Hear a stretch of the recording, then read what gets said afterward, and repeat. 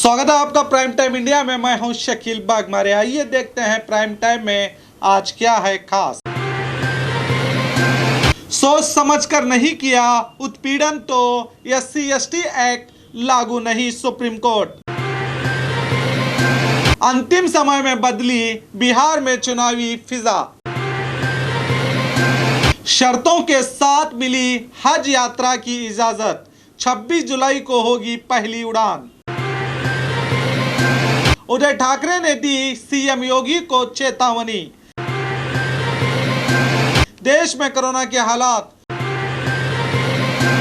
और जानते हैं दुनिया भर में आज क्या हुआ था खास। आइए देखते हैं खबरें विस्तार से। सोच समझकर नहीं किया उत्पीड़न तो SC/ST एक्ट लागू नहीं, सुप्रीम कोर्ट।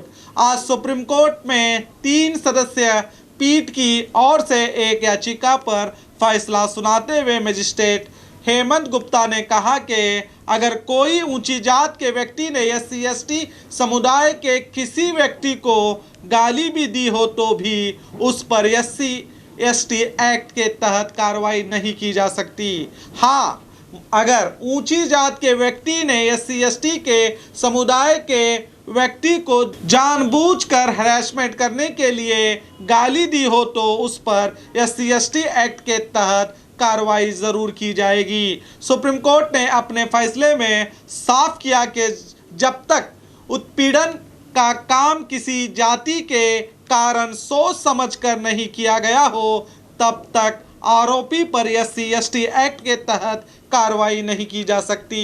और इस फैसले में अपने पुराने फैसले को दोहराते हुए कहा कि SC/ST एक्ट के तहत सिर्फ उसे अपराध माना जाएगा जिसे सार्वजनिक तौर पर अंजाम दिया जाए, ना कि घर या 4 दीवारियों के अंदर या किसी प्राइवेट प्लेस में, कहा सुप्रीम कोर्ट ने। हजारों सालों से SC/ST समुदाय पर ऊंची जात के लोगों द्वारा जुल्म ढाए जाने और देश में ऊंच नीच को खत्म करने के लिए SC/ST कानून बनाया गया था, जिसके तहत उनका उत्पीड़न ना हो सके, मगर कुछ लोगों ने इसका गलत फायदा भी उठाया था। अब देखना है कि इस फैसले पर SC/ST समुदाय की ओर से क्या प्रतिक्रिया आती है, देखते हैं। अंतिम समय में बदली बिहार में चुनावी फिजा। बिहार विधानसभा चुनाव का दूसरा चरण खत्म हो चुका है और तीसरे चरण का चुनाव कल यानी 7 नवंबर को होगा, जिसके बाद 10 नवंबर को फैसला होगा कि बिहार के मुख्यमंत्री की कुर्सी पर कौन बैठेंगे।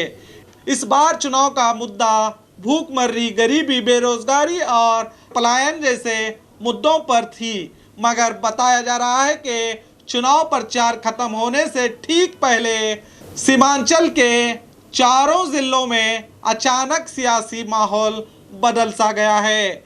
सीमांचल के इन 4 जिलों में मुसलमानों के वोट 60% हैं। सभी के मन में है कि तेजस्वी की सरकार आने पर बिहार से CAA और NRC लागू नहीं होगा, जिसके चलते जात के नाम पर वोट के बिखराव की लकीर सी खींचती हुई नजर आ रही है। अब बाकी मुद्दे पीछे रह गए हैं। अब नेता माहौल को गर्म करके तीसरे चरण के चुनाव को लालू के बेटे बेनाम मोदी कर रहे हैं। अब देखना है कि जनता अब की बार बिहार चुनाव में बिहार में बदलाव की बात करते हुए जात पात को भूल करके बेरोजगारी, गरीबी और पलायन को मुद्दा बताकर वोट देने की बात कर रही थी। अब 10 नवंबर को पता चल पाएगा कि बिहार की जनता सच में जात पात के जाल से बाहर निकलकर बदलाव चाहती है या पुरानी सरकार को ही हरी झंडी दिखाकर वापस लाती है, देखते हैं। शर्तों के साथ मिली हज यात्रा की इजाजत, 26 जुलाई को होगी पहली उड़ान। हज यात्रियों के लिए खुशखबरी है कि हज कमेटी ऑफ इंडिया ने कल गुरुवार को हज एक्शन प्लान 2021 की घोषणा कर दी है। कोविड-19 के चलते इस बार कुछ बदलाव किए गए हैं। इससे जुड़ी हुई पूरी गाइडलाइन जल्द ही जारी की जाएंगी। फिलहाल जनवरी में लॉटरी के जरिए हज यात्रियों को चुना जाएगा और जुलाई से भारत में हज यात्री जा सकेंगे। इस बार सिर्फ 18 से 65 साल के लोगों को ही इजाजत होगी। हज आवेदन फॉर्म 7 नवंबर से मिलेंगे। फॉर्म जमा करने की आखिरी तारीख 10 दिसंबर है। अगर आवेदन फॉर्म कोटे से ज्यादा जमा हुए तो जनवरी 2021 में लॉटरी निकालकर यात्रियों का चयन किया जाएगा। अब हज यात्रियों को 81,000 रुपए के बजाय 1,50,000 रुपए जमा करने होंगे और इस रकम को 1 मार्च 2021 तक जमा करना होगा। इसकी जानकारी हज कमेटी ने दी। इस साल कोरोना के चलते हज जाने की यात्राओं को रद्द किया गया था, मगर फिर से अल्लाह ने अपने रहमत के बादलों से अपने बंदों पर साया किया है।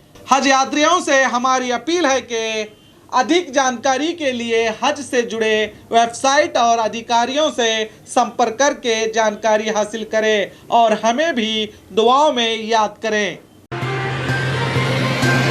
उद्धव ठाकरे ने दी सीएम योगी को चेतावनी। महाराष्ट्र के मुख्यमंत्री उद्धव ठाकरे ने उत्तर प्रदेश के मुख्यमंत्री योगी को चेतावनी देते हुए कहा कि अगर हिम्मत है तो वो फिल्म सिटी को उत्तर प्रदेश में ले जाकर दिखाए। कुछ महीनों पहले योगी ने कहा था कि वो देश की सबसे बड़ी फिल्म सिटी उत्तर प्रदेश में बनाएंगे। तभी से इस मुद्दे पर शिवसेना और बीजेपी आमने सामने आ गए हैं। सिनेमा जगत से जुड़े एक सेमिनार में सीएम उद्धव ठाकरे ने योगी पर निशाना साधते हुए कहा कि मुंबई से बॉलीवुड को दूसरी जगह शिफ्ट करने की साजिश की जा रही है। मुंबई महाराष्ट्र की आर्थिक राजधानी ही नहीं बल्कि सांस्कृतिक राजधानी भी है। आज बॉलीवुड में हॉलीवुड को टक्कर देने वाली फिल्में बन रही है। दुनिया भर में बॉलीवुड कलाकारों को चाहने वाले लोग हैं, मगर बीते कुछ दिनों से कुछ लोगों की वजह से बॉलीवुड को बदनाम करने की साजिश की जा रही है, कहा उद्धव ठाकरे ने। बरसों से बॉलीवुड ने बेहतरीन फिल्में देकर भारत का नाम दुनिया में रोशन किया है, जिसमें कई फिल्मों ने ऑस्कर अवार्ड जीतकर अपने अभिनय का लोहा मनवाया है। मगर सियासत का क्या करें जिसने आज मनोरंजन जगत को भी नहीं छोड़ा। अब आने वाले दिनों में पता चल पाएगा कि बॉलीवुड के नाम पर नेता और कितनी सियासत करके देश के लोगों को देश के असल मुद्दों से गुमराह करते रहेंगे। देखते हैं।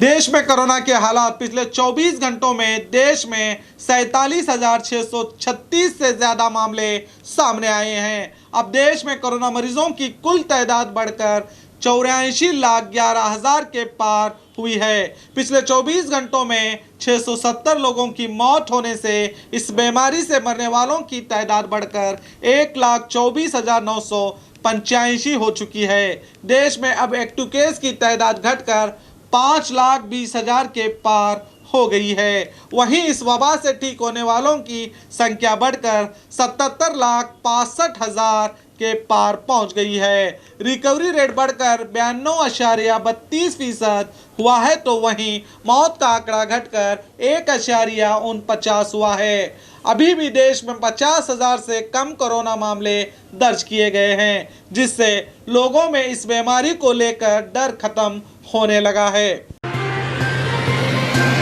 आज 6 नवंबर है। चलिए जानते हैं आज क्या हुआ था दुनिया भर में खास। आज ही के दिन 1985 में हिंदी फिल्म अभिनेता संजू कुमार का निधन हुआ था। आज ही के दिन 1763 में ब्रिटिश फौज ने मीर कासिम को हराकर पटना पर कब्जा किया था।